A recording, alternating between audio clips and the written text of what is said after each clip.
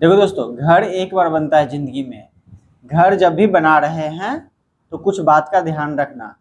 जब भी फाउंडेशन का काम करवा रहे हो तो मेन उस घर के लिए जो है फाउंडेशन है जरूरी।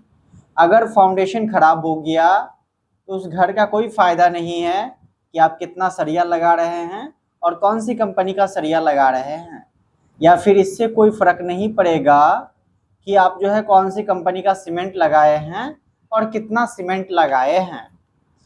तो हम सबसे पहले बात करते हैं फाउंडेशन के लेकर कि फाउंडेशन कैसे बनाना है, क्या करना है। सबसे पहले लेआउट अच्छी तरीक़ा से होना चाहिए। अगर फाउंडेशन का लेआउट सही नहीं है तो फिर जो है अलाइनमेंट उसका आगे पीछे हो जाएगा और आपका जो है फाउंडेशन जहाँ पे सेंट्रिक होना चाहिए वहाँ पे इसेंट्रिक फुटिंग बन जाएगा। इसीलिए हमेशा ट्राई करना है कि लेआउट जितना परफेक्ट वे से नक्शा के हिसाब से बन जाए वो मच मोर बेटर होगा आपके लिए। उसके बाद आ जाता है, जैसे ही आपका लेआउट क्लियर हो गया तब पहुंच जाइए सीधा एक्सकावेशन पे। अब एक्सकावेशन जो है आप दो तरीका से करवा सकते हैं।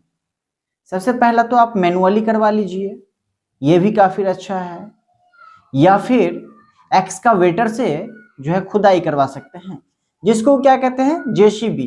वो एक मशीन है, तो उस एक्सकावेटर के जरिए भी आप जो है खुदाई करवा सकते हैं। इससे क्या है कि फाउंडेशन जो बनेगा इसका फास्ट प्रोसेस हो जाएगा।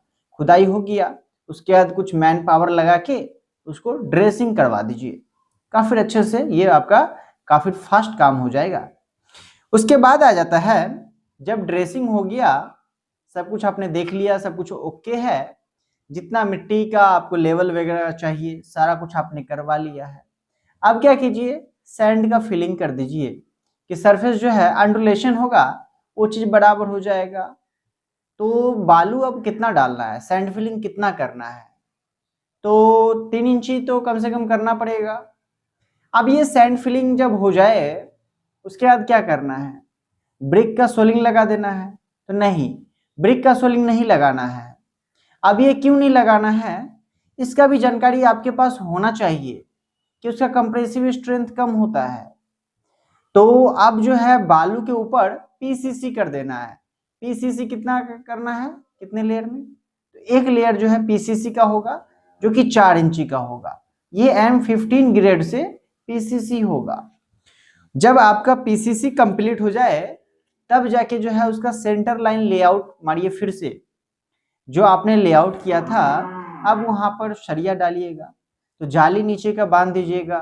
बांधने के बाद जो है उसका सेंटर लाइन मार लीजिएगा फिर से कि पूरा अलाइनमेंट में आया या नहीं आया। अगर प्रॉपर से पूरा अलाइनमेंट में सेंटर में आ गया है तो आपका फाउंडेशन ओके है। तब क्या कीजिए, उसका कास्टिंग कर दीजिए एज पर ड्राइंग। देखिए उसमें कौन सा फुटिंग डाला हुआ है, स्टेप फुटिंग है या आइसोलेटेड फुटिंग है। जो भी फुटिंग है उस टाइप से उसका कास्टिंग कर दीजिए। अब जो है फुटिंग का कास्टिंग हो जाए तब जाके जो है उस पर आपको अच्छे से क्यूरिंग करना है। कम से कम 8 दिन 10 दिन क्यूरिंग करिए। क्यूरिंग के बाद जो है जब क्यूरिंग खत्म हो जाए तब उस पर बिटुमिनस का कोट लगा सकते हैं।